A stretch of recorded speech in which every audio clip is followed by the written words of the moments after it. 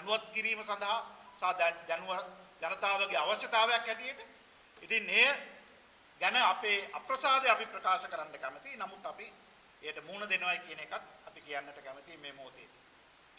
දෙවනුව දේශබන්දු තෙන්නකෝන් ඇතුළු පාස්කු ප්‍රහාරයේ වගකීම් පැහැර හැරීම ගැන විනයානුකූලව කටයුතු කළ යුතුයයි විනසරු ජනක්ද සිල්වා මහතාගේ ප්‍රධානත්වයෙන් යුතු ජනාධිපති කොමිසම නිර්දේශ කළ නිර්ධාරිත ජාතික පොලිස් කමිෂන් මගින් විනය පරීක්ෂණයක් පැවැත්විය යුතුයි කියන එක අපි ඊටාම ඕනෑකමින් කියනවා. අපි දන්න විදිහට මේ විනය පරීක්ෂණයක් කරලා ඒකට තීන්දුවක් අරගෙන කටයුතු කරලා තිබ්බේ මීගම කොට්ටාසේ පොලිස් සැරයන්වරයෙකුට පමණයි කියලා. ඔහු සේවයෙන් පහ කළා 2023 ජූනි මාසයේ. එච්චර තමයි සිද්ධ වෙලා තියෙන්නේ. නමුත් අනිත් අය ගැන කිසිම දෙයක් දැනගන්නත් නැහැ. එහෙම දෙයක් වෙලා තියෙනවද කියන එක අපිට දැනගන්න ක්‍රමයකුත් නැහැ. නමුත් ඒ නිසා අපි කියන වගකීම් පැහැර හැර සෙසු නිලධාරීන් සම්බන්ධයෙන් ගන්නා වූ දත් ක්‍රියාමාර්ග ඇතනම් පොලිස් කොමිසම ඒවා ප්‍රසිද්ධ කළ යුතුයි කියන. විනය පියවර හා අපරාධ නඩු ගොනු කිරීම කළ යුතු බව පාස්කු කොමිසම නිර්දේශ කළ තවත් නිලධාරීන් ගණනාවක් සිටින බව අපි දන්නවා. ඒ අනුව ඒ නිර්දේශත් ක්‍රියාත්මක කිරීමට අවශ්‍ය කටයුතු කරන්නට කියන අපි තා ඕනෑකමින් රජයෙන් ඉල්ලා සිටිමු. තුන්වෙනුව බොහොම යහපත් ක්‍රියාව අපි ඉල්ලා සිටිමු. සහරාන්ගේ පන්තිවලට සහභාගී වූ සහ මෙම සිදුවීම් වලට සම්බන්ධ වූ පුද්ගලයන් පුනරුත්ථාපනය කිරීම සම්බන්ධයෙන් අවධානය යොමු කරන්නට කියලා ඒ කොමිෂන් වාර්තාවේ සඳහන් කරනවා. එය විද්‍යාත්මක ලෙස සිදු කළ යුතුයි කියන එක අපේ විශ්වාසය. එහෙම පුනරුත්ථාපන වැඩපිළිවෙලක් නොවුනොත් අනාගතයේ එවැනි අදහස් වලින් පිරිච්ච අයගෙන් තවත් ව්‍යසනයක් සිදුවීම වළක්වා ගන්නට හැකි වෙන්නේ නැහැ කියන එක අපේ විශ්වාසය. අපි දන්නවා අවිගත් ගොඩාක් අයව කාලයාගේ අවයාමෙන් පුනරුත්ථාපනය සිද්ධ වෙලා නැත්නම් ඒ අයම සුවයන් නිර්ණයකට ඇවිල්ලා එයා ඒ මාර්ග අත්හැරි. වර්තමාන රජයත් එහෙමයි. ඒ අය ඒ මාර්ගය අත්හැරලා දේශපාලන කරලියට ආවා. එතකොට අපි දන්නවා වෙනත් ආයුධගත් කණ්ඩායම් ඒ ක්‍රියාමාර්ග අත්හැරලා දේශපාලන ක්‍රියාමාර්ග වලට ඇතුල් වෙලා තියෙනවා.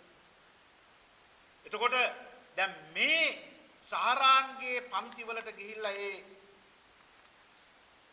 දරුණු අදහස් වලින් තමුන්ගේ මනස විකෘති කරගත්ත අය තාම ඉන්නවා නම් මම හිතන්නේ ඒ අය පුනරුත්ථාපනය කිරීමට රජය බැඳී සිටින බව අපේ විශ්වාසය. මොකද එහෙම නොවුනොත් තවත් විනාශයක් ඇති වෙන්නට තිබෙන අවකාශය වැඩි කියලා තමයි අපේ විශ්වාසය. ඒ නිසා එවැනි වැඩපිළිවෙලක් ආරම්භ කරන්නට කියන එක අපේ ඉල්ලීමක් හැටියට අපි කරනවා. එසේ කරලා තියෙනවා නම් කරුණාකර දැනුවත් කරන්න ජනතාව එවැනි වැඩසටහන් තියෙනවයි කියන. එතකොට අපි හතරවෙනුව බොහොම උවමනාවෙන් ඉල්ලා සිටිනවා අපි මේ ජනාධිපතිවරණයට පෙර හා ජනාධිපතිවරණයෙන් පසු ජනාධිපතියට පෙර අපේක්ෂකයන් හැම කෙනාටම අපි බාර දුන්නා ඒ ලියවිල්ල.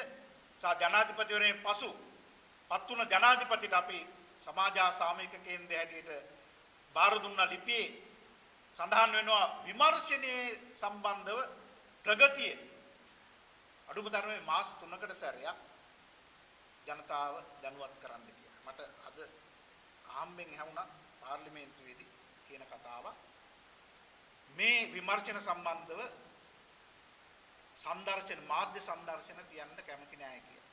ඒක මම හිතන්නේ ජනාධිපතිතුමා කියන්නේ. මාධ්‍ය සංදර්ශන අපිට අවශ්‍ය නැහැ. නමුත් අපි අමතක කරන්න හොඳ නැහැ මේක මේ ව්‍යසනයේ සිද්ධ වෙච්ච ජනතාව පක්ෂයකට නෙමෙයි. මේ ව්‍යසනයේ සිද්ධ වෙච්ච ජනතාව. එම නිසා ජනතාව ගැන උනන්දු වෙන සංවේදී හැම කෙනෙකුටම අයිතියක් තියෙනවා මේ සිදුවෙන විමර්ශන ගැන දැනගන්න. සංදර්ශන තියන්න අපිට අවශ්‍ය නැහැ. නමුත් විමර්ශන ගැන දැනගන්න අවශ්‍යයි. මොකද අපි දන්නවා විමර්ශනය සිද්ධ කරලා රතුපස්වල අවසානයේ මොකද වුනේ කියලා. මරුණා හිටිය මරපු අය නැහැ. ඒක තමයි අපි දන්න ඉතිහාසය. මරුණා ඉන්න මරපු අය නැහැ. මේ පාස්කු ඉරිදින සිද්ධ වෙච්ච ව්‍යසනයටත් ඒ ඉරණම අත් වෙන්නට ඉඩ දෙන්නට නම් කොහෙත්ම බෑ. ඒ නිසා අපි කියන්නේ සංවේදී ජනතාවට මේ විමර්ශන ගැන දැනගැනීමේ අයිතියක් තියෙනවා. ඒක රජයකට විතරක් බර වෙච්ච දෙයක් නෙමෙයි. අපි ඉතා උනන්දුවෙන් කියන්න කැමති මේ කතාව. ඒ හින්දා තමයි අපි කිව්වේ මාස 3කට 4කට සැරයක් අපිට ඕනේ ඔක්කොම විස්තර. නමුත් ජනතාව දැනුවත් කරන්න මේ විමර්ශන කොහෙද තියෙන්නේ කියලා. අපිට හොයාගන්න තොරතුරු දැනගැනීමේ පනත් හරහා ඉල්ලීම් කරන්න අවශ්‍ය වෙන්නේ නැහැ. එහෙම වුණා රජයක් හැටියට එයා බාර ගන්නවා මේ විමර්ශන දැන් තියෙන්නේ මෙතන කියලා. ඒක දැනගැනීමේ අවශ්‍යතාවයක් මම හිතන්නේ ජනතාවට තියෙනවා. මේක රජයකට විතරක් වෙච්ච දෙයක් නෙමෙයි, පක්ෂයකට විතරක් වෙච්ච දෙයක් නෙමෙයි. මේක මුළු මහත් ශ්‍රී ලාංකීය ජනතාවට විතරක්ම නෙමෙයි, පිටතින් ආපු තවත් අයටත් සිද්ධ වෙච්ච ව්‍යසනයක්. ඒ නිසා ඒ ව්‍යසනයේ විමර්ශන දැන ගැනීම මම හිතන්නේ අපේ අයිතියක්, ජනතාවගේ අයිතියක්. ඒක තමයි අපි හැමතිස්සෙම කිව්වේ.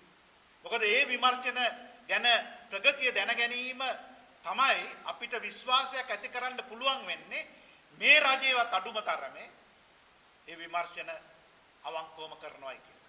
අපිට විශ්වාසය තියෙනවා. නමුත් ඒ පැහැදිලිව පෙන්눔 කරන්න. ඒ ගැන කියන්න. එතකොට අපිට පුළුවන් සනසෙන්න නැත්නම් අඩුම තරමේ බලාපොරොත්තු තියාගෙන මේක දිහා බලාගෙන ඉන්න විමර්ශනයේ සම්බන්ධ. ඒ නිසා අපි ඒ ජනාධිපතිතුමාට ඉදිරිපත් කරපු ලියුමේ කරුණු ගැන අවධානය යොමු කරන්න කියලා අපි ඉතා වුණාකමින් ඉල්ලා සිටිනවා. අවසාන වශයෙන් අපි දන්නවා පිල්ලියාන් මඩගලු රිමාන්ඩ් බාරයේ සිටියේදී ඔහු හමු වීමට විවිධ පිරිස් ගිහින් තිබ්බ බව සඳහන් වෙනවා.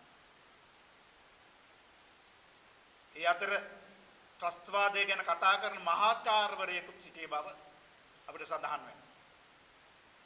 එතකොට 2015 රිමාන්ඩ් බන්ධනාගාරයේ හිට ඔහු හමු වීමට ගිය සහ ඔහු සමග දුරකථන සම්බන්ධතාව පැවැත්වුත් පුද්ගලයන් සම්බන්ධව විශේෂ විමර්ශනයක් කළ යුතු බව අපි මේ මොහොතේදී නැවතත් ප්‍රකාශ කරනවා. මොකද ඒ ඔස්සේ පාස්කු ප්‍රහාරය හෝ ප්‍රහාරයේ ඇත්ත කතාව යටපත් කිරීමේ කුමන්ත්‍රණයක් තිබුණද යන්න ගැන අපිට විමර්ශනයක් කරගැනීමේ හැකියාව නැත්නම් විමර්ශනයකින් කරුණු ලබා ගැනීමේ හැකියාව උදා වෙයි කියලා අපි විශ්වාස කරනවා. එම නිසා ඔව්ව මුණ ගැහෙන්නට ගියා.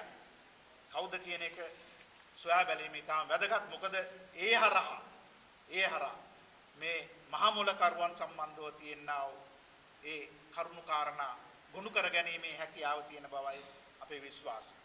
ඉතින් නැවතත් මේ සන්ධ්‍යාවේදී අපි මේ පාස්කු දින සිද්ධ වෙච්ච ව්‍යසනයේට මාස 73ක් පිරෙන මේ මොහොතේදී අපි ඉතා ඕනෑකමින් කියනවා සංවේදී ජනතාවක් හැටියට, සංවේදී පුරවැසියන් හැටියට මේ ව්‍යසනය සම්බන්ධයෙන් අපි අවදියෙන් නිදාගෙන ඉන්න දෙන්නේ අපි රජවල් වලට ස්ථිරයි. අපි අවදියෙන්.